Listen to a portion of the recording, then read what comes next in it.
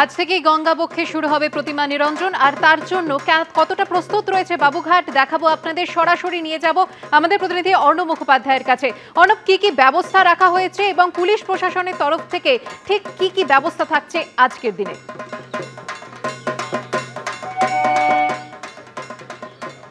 দেখো, বিসর্জনের একটা ব্যবস্থা তো প্রত্যেক বছরই থাকে, কিন্তু এবছর যেটাই আরও নজর দিতে হচ্ছে যেই আবহাওয়া, বৃষ্টিপাতের সম্ভাবনা রয়েছে, ভারী বৃষ্টিপাতের সম্ভাবনা রয়েছে, ঝোড়ো হাওয়ার সম্ভাবনা রয়েছে, এই সমস্ত বিষয়কে কিন্তু মাথায় রাখতে হচ্ছে এবং তারই পরিপ্রেক্ষিতে পুরসভা এবং পুলিশ সবাই মিলে এটা প্রিপারেশন করেছে।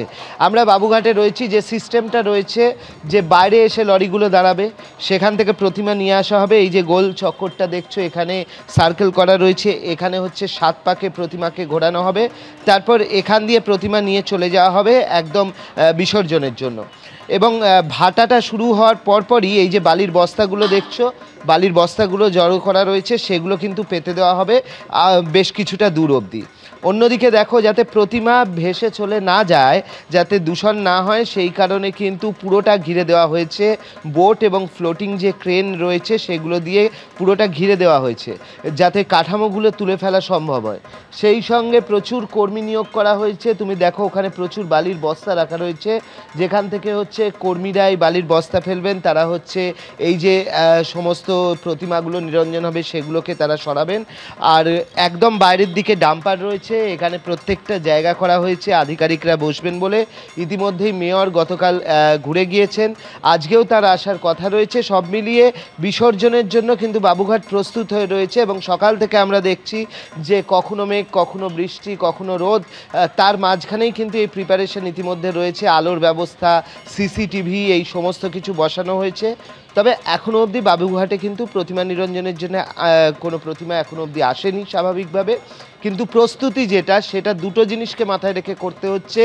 একদিকে প্রস্তুতি রাখতে হচ্ছে যে বিসর্জনের জন্য যাতে গঙ্গা দূষণ না হয় তার জন্য, তার পাশাপাশি যদি বৃষ্টি হয় এবং তার পরিমাণ যদি বাড়ে, তাহলে সেক্ষেত্রে কিভাবে সেটাকে সামাল দেওয়া যাবে। তার কারণ হচ্ছে সেক্ষেত্রে এই কাদা মাটি সমস্ত কিছু মিশিয়ে এই গঙ্গার ধারের যা অবস্থা হবে সেটা অনেকটা বিপজ্জনক হয়ে যেতে পারে এবং তাতে যাতে কারুর ক্ষতি না হয় সেই দিকটা নজর দিতে হচ্ছে। পাশাপাশি এখানে কারেন্টের ব্যবস্থা রয়েছে, এখানে বিদ্যুৎ সংযোগ রয়েছে, সেই সমস্ত দিকেও যাতে কোনো ক্ষতি না হয়।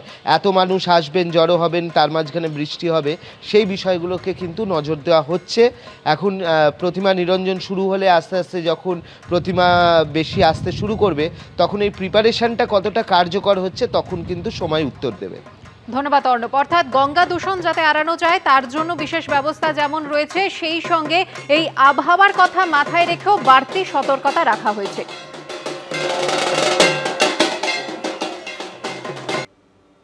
নবমী মানেই আনন্দের মাঝে বিষাদের সুর। রাত পোহালেই পুজো শেষ। উৎসবের শেষ বেলার আনন্দ চেটেপুটে নিতে নবমীর সকাল থেকেই মণ্ডপে মণ্ডপে দেখা গেছিল ভিড়। আর এরই মাঝে সেরা পুজোগুলিকে খুঁজে নিয়ে তাদের হাতে তুলে দেওয়া হলো এবিপি আনন্দর শারদ আনন্দ সম্মান। পুজোর আগে এক রাতের বৃষ্টিতে বানভাসী হয়েছিল কলকাতা, তাই আশঙ্কা ছিলই। তবে পুজোর আনন্দে এবার তাল কাটতে পারেনি বৃষ্টি।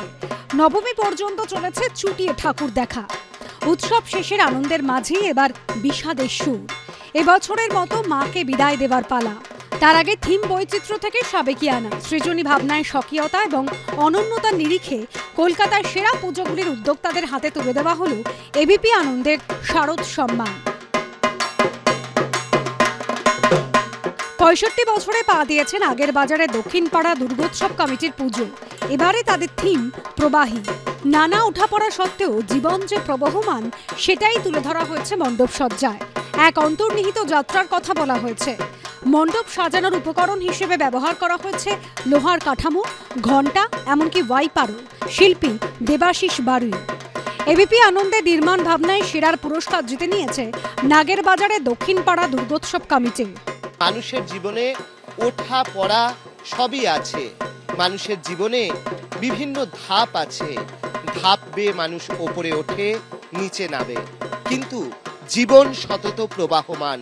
আর সেটাকেই বিভিন্নভাবে বিভিন্ন প্রতীকের মাধ্যমে তিনি তুলে ধরেছেন। এখানে আমরা দেখছি লোহা, তারের জাল সেগুলো ব্যবহার করা হয়েছে। আর এই সমস্ত কিছু ব্যবহার করেই তারা পুরো বিষয়টি ফুটিয়ে তুলেছেন। আর এই কারণেই তারা পেয়ে যাচ্ছেন শারদ আনন্দ সম্মান 2025-এর নির্মাণ ভাবনায় সেরা পুজোর পুরস্কার।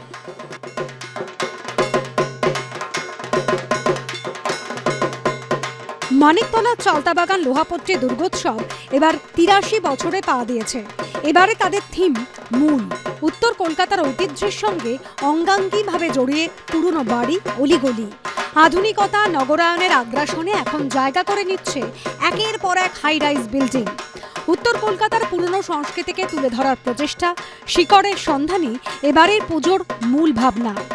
এবিপি আনন্দের উৎস ভাবনায় সেরা শিরোপা জিতে নিয়েছে মানিকতলা চালতাবাগান লোহাপট্টি। আমরা যদি কাজটা দেখি তাহলে বুঝবো কিভাবে তারা উৎসের সন্ধান করেছেন। এই উত্তর কলকাতা তার প্রচুর পুরনো বাড়ি, যে বাড়িগুলো এখন কালের নিয়মে অনেক জায়গাটি ফ্ল্যাট তৈরি হচ্ছে, কিন্তু সেই বাড়ি, সেই গলি, সেই নস্টালজিয়া, সেই উৎসর সন্ধান করেছেন এখানে শিল্পী অদিতি চক্রবর্তী। তিনি সেভাবেই কিন্তু গোটা থিমটা সাজিয়েছেন, যেখানে গোটা মণ্ডপ জুড়ে এই রকমই বেশ কিছু বাড়ি এবং গলির স্ট্রাকচার, সেগুলোও যেন একটু বিবর্ণ হয়ে রয়েছে। যেভাবে তারা উৎসের সন্ধান করেছেন, সেজন্যই তারা এবছর অন্যতম সেরা পুজো চালতাবাগান লোহাপট্টি উদ্যোক্তাদের হাতেই পুরস্কার তুলে দেব। নাগের বাজারের ক্ষুদিরাম কলোনি সর্বজনীন ৭৩তম বর্ষের থিম বিলুপ্তি। দেখানো হয়েছে কিভাবে বিলুপ্ত হচ্ছে একের পর এক প্রাণী, যার জন্য দায়ী মানুষের জীবনযাত্রা। মণ্ডপে ঢোকার মুখেই বিলুপ্ত প্রায় তিমি, গন্ডার, হায়নার জীবাশ্ম। ভাবনার কেন্দ্রবিন্দুতে কর্ণাটকের ১১৪ বছর বয়সী পরিবেশ কর্মী পদ্মশ্রী সালুমারাদা থিমাক্কা, যিনি হাজার হাজার গাছ লাগানোর জন্য বিশ্বজুড়ে সমাদৃত। তার কোলেই মা দুর্গা। এই ভাবনাকেই তুলে ধরা হয়েছে। এবিপি আনন্দের প্রকৃতি চেতনায় সেরার পুরস্কার জিতে নিয়েছে নাগের বাজারের ক্ষুদিরাম কলোনি সর্বজনীন। বিলুপ্ত প্রাণীদের তারা তুলে ধরেছেন এবং তারা বলছেন যে কখনো শিকার থেকে ব্যবসা, একের পর এক বিভিন্ন কর্মকাণ্ড কিভাবে মানুষকে তাদের নিজেদের সভ্যতাকে নষ্ট করে দেওয়ার জন্য আরও বেশি ঠেলে দিচ্ছে। কিন্তু শেষ ধাপে যেখানে মা দুর্গা রয়েছেন, ১১৪ বছর বয়সী বৃদ্ধা পরিবেশ কর্মী, যিনি একের পর এক গাছ লাগিয়ে সারা পৃথিবীতে বিখ্যাত হয়েছেন, তাকেই তারা তুলে ধরেছেন এবং এই বার্তা দিচ্ছেন যে যেখানে সভ্যতা বিলুপ্ত হচ্ছে বা হওয়ার পথে, সেখানেও কিছু আশার আলো রয়েছে। এই নাগের বাজারের ক্লাব এবারে শারদ আনন্দ 2025-এ প্রকৃতি চেতনায় সেরা। উৎসবের শেষ প্রহরে মণ্ডপ ঘোরার ফাঁকেই মনে মনে বলে নেওয়া, আসছে বছর আবার এসো মা। অর্ণব মুখোপাধ্যায়, আবির দত্ত, অরিত্রিক ভট্টাচার্যের রিপোর্ট, এবিপি আনন্দ।